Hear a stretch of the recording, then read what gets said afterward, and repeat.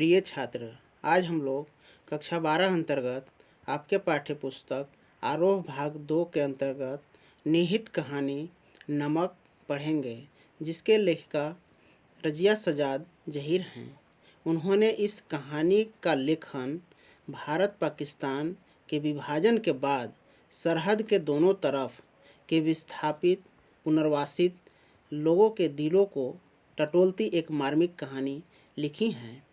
दिलों को टटोलने की इस कोशिश में अपने पराये देश परदेश की कई प्रचलित धारणाओं पर सवाल खड़े किए गए हैं।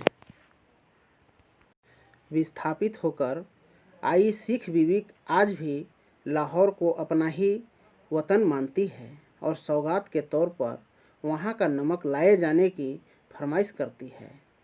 कस्टम अधिकारी नमक ले जाने की इजाज़त देते हुए दिल्ली को अपना वतन बताता है। इसी तरह भारतीय कस्टम अधिकारी सुनील दासगुप्ता का कहना है कि मेरा वतन ढाका है। लाहौर के कस्टम अधिकारी का यह कथन बहुत सारगर्भित है कि उनको यह नमक देते वक्त मेरी तरफ से कहिएगा कि लाहौर अभी तक उनका वतन है और दिल्ली मेरा, तो बाकी सब रफ्ता रफ्ता ठीक हो जाएगा। सिख बीवी को देखकर साफिया हैरान रह गई थी। किस कदर वह उसकी माँ से मिलती थी। वही भारी भरकम जिस्म, छोटी छोटी चमकदार आँखें जिनमें नेकी, मोहब्बत और रहमदिली की रोशनी जगमगाया करती थी, वैसा ही सफ़ेद मलमल की दुपट्टा जैसा उसकी अम्मा मुहर्रम में ओढ़ा करती थी। जब साफिया ने कई बार उनकी तरफ मोहब्बत से देखा तो उन्होंने भी उसके बारे में घर की बहू से पूछा तो उन्हें बताया गया कि ये मुसलमान हैं, कल ही सुबह लाहौर जा रही हैं अपने भाइयों से मिलने। लाहौर का नाम सुनकर वे साफिया के पास आ बैठी और उससे बताने लगी कि उनका लाहौर कितना प्यारा शहर है। कीर्तन होता रहा। वे दोनों आहिस्ता आहिस्ता बातें करती रही। साफिया के पूछने पर वह बताती है कि जब हिंदुस्तान बना था तभी आए थे। वैसे तो अब यहाँ भी हमारी कोठी बन गई है, पर जब लाहौर बहुत याद आता है। हमारा वतन तो जी लाहौर ही है। कीर्तन समाप्त होने के बाद साफिया ने धीमे से पूछा था, आप लाहौर से कोई सौगात मंगाना चाहें तो मुझे हुक्म दीजिए। वे दरवाजे से लगी खड़ी थी, हिचकिचाकर बहुत ही आहिस्ता से बोली, अगर ला सको तो थोड़ा सा लाहौरी नमक लाना।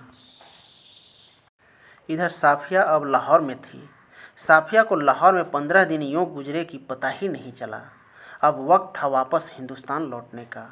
कौन सामान कहाँ रखें, कैसे पैक करें, एक समस्या थी, पर जो सबसे बड़ी समस्या थी, शेर भर लाहौरी नमक। साफिया का भाई एक बहुत बड़ा पुलिस ऑफिसर था। उसने सोचा कि वह ठीक से राय दे सकेगा। चुपके से पूछने लगी, क्यों भैया, नमक ले जा सकते हैं? वह हैरान होकर बोला, नमक तो नहीं ले जा सकते, गैर कानूनी है। और नमक का आप क्या करेंगी? आप लोगों के हिस्से में तो हमसे बहुत ज़्यादा नमक आया है। वह झुंझला गई, मैं हिस्से बखरे की बात नहीं कर रही हूँ। आया होगा, मुझे तो लाहौर का नमक चाहिए, मेरी माँ ने यही मंगवाया है। भाई की समझ में कुछ नहीं आया। माँ का क्यों जिक्र था, वे तो बंटवारे से पहले ही मर चुकी थी। ज़रा नरमी से समझाने के अंदाज में, देखिए बाजी, आपको कस्टम से गुजरना पड़ता है और अगर एक भी चीज़ ऐसी वैसी निकल आई तो आपके सामान की चिंदी चिंदी बिखेर देंगे कस्टम वाले। वह बिगड़ कर बोली, मैं क्या चोरी से ले जाऊंगी, मैं तो दिखा के ले जाऊंगी। लो भाई, यह तो आप बहुत ही गलत करेंगी और कानून आप जानती ही हैं। वह तुनक कर बोली, अरे फिर वही कानून कानून कहे जाते हो, क्या सब कानून हुकूमत के ही होते हैं? कुछ मोहब्बत, मरवत, आदमियत, इंसानियत के नहीं होते? आखिर कस्टम वाले भी इंसान होते हैं, कोई मशीन तो नहीं होते। अब आपसे कौन बहस करे, आप बड़ी ठहरी और बड़ों का दिमाग थोड़ा सा तो ज़रूर ही घुमा हुआ होता है। वैसे मैं आपको बताए देता हूँ कि आप ले नहीं जा पाएंगी और बदनामी मुफ्त में हम सबकी होगी। साफिया ने गुस्से से जवाब दिया, कस्टम वालों को जाने या न जाने, पर हम इंसानों को थोड़ा सा ज़रूर जानते हैं। और रही दिमाग की बात, सो अगर सभी लोगों का दिमाग हम बुजुर्गों की तरह घुमा हुआ होता तो दुनिया कुछ बेहतर ही जगह हो जाती। गुस्से के मारे उसकी आंखों से आंसू बहने लगे थे। अगले रोज़ 2 बजे दिन को उसे रवाना होना था, इसलिए सारी पैकिंग उसे रात को ही करनी थी। उसने कीनू कालीन पर उलट दिए, टोकरी खाली की और नमक की पुड़िया उठाकर टोकरी की तह में रख दी। कुछ देर उकड़ू बैठी वह पुड़िया को ताकती रही और उन कहानियों को याद करती रही जिन्हें वह अपने बचपन में अम्मा से सुना करती थी, जिनमें शहजादा अपनी रान चीरकर हीरा छुपा लेता था और देवों, खौफनाक भूतों तथा राक्षसों के सामने से होता हुआ सरहदों से गुजर जाता था। इस जमाने में ऐसी कोई तरकीब नहीं थी, वरना वह अपना दिल चीरकर उसमें यह नमक छुपा लेती। उसने एक आह भरी। रात को तकरीबन 1:30 बजे थे। मार्च की सुहानी हवा खिड़की की जाली से आ रही थी। बाहर चांदनी साफ और ठंडी थी। कभी दबी हुई खांसी की आहट, दूर से किसी कुत्ते के भौंकने या रोने की आवाज़, चौकीदार की सीटी और फिर सन्नाटा। यह पाकिस्तान था। उस रंगीन अंधेरे में बहती हुई नरम हवा, उस हवा में रची हुई मौलसीरी की खुशबू और मकबरे की सीढ़ियों पर बैठे हुए 2 बेजान इंसान सिर झुकाए चुपचाप, उदास जैसे बेजान परछाइयाँ हो, पूछ रहे थे, तो तुम कल चली जाओगी? उत्तर मिलता है, हाँ। अब कब आओगी? मालूम नहीं, शायद अगले साल, शायद कभी नहीं। अचानक उसकी आंखें खुल गई। साफिया फर्स्ट क्लास के वेटिंग रूम में बैठी थी, चाय की प्याली हाथ में लिए, किनुओं की टोकरी पर निगाहें जमाए यह सोच रही थी कि आसपास इधर उधर इतने लोग हैं, लेकिन सिर्फ वही जानती है कि टोकरी की तह में नमक की पुड़िया है।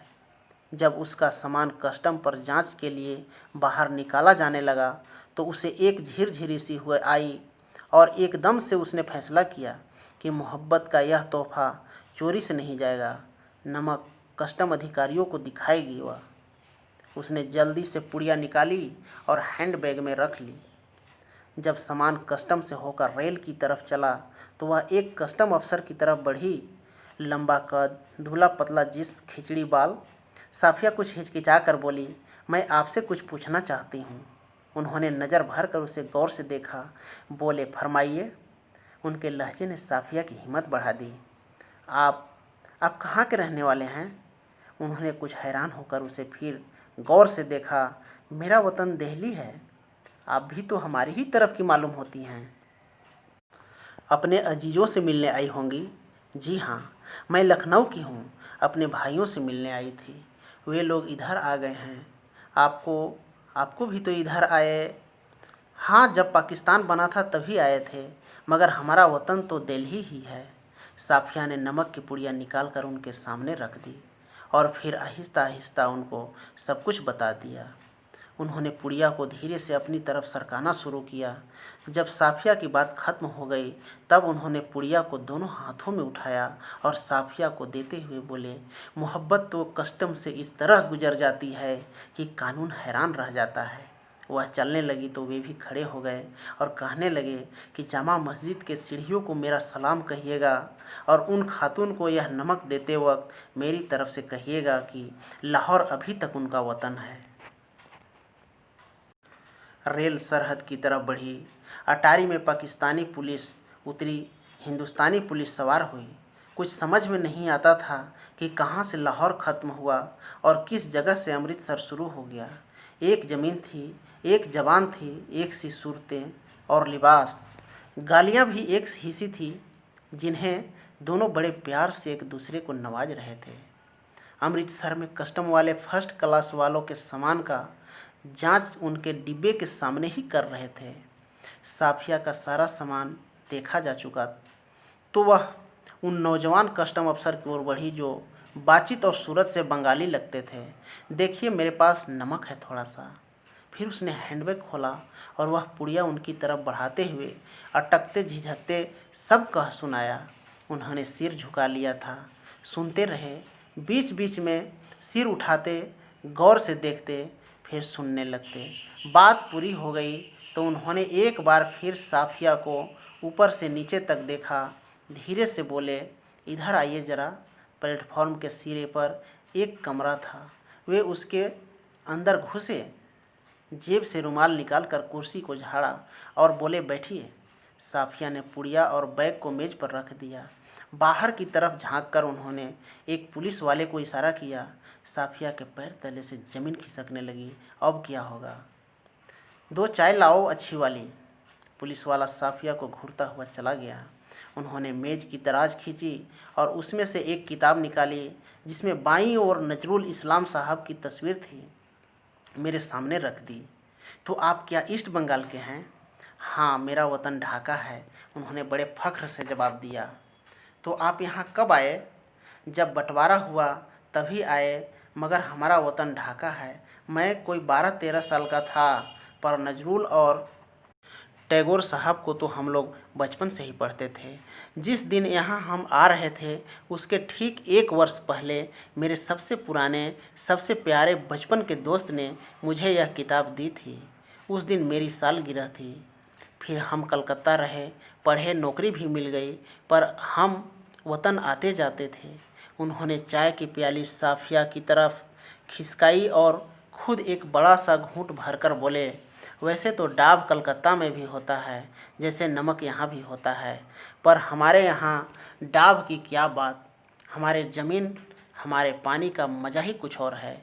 उठते वक्त उन्होंने पुड़िया साफिया के बैग में रख दी और खुद उस बैग को उठाकर आगे आगे चलने लगे। जब साफिया अमृतसर के पुल पर चढ़ रही थी तब भी पुल के नीचे निचली सीढ़ी के पास वे सिर झुकाए चुपचाप खड़े थे। साफिया सोचती जा रही थी, किसका वतन कहाँ है? वह कस्टम के इस तरफ है या उस तरफ?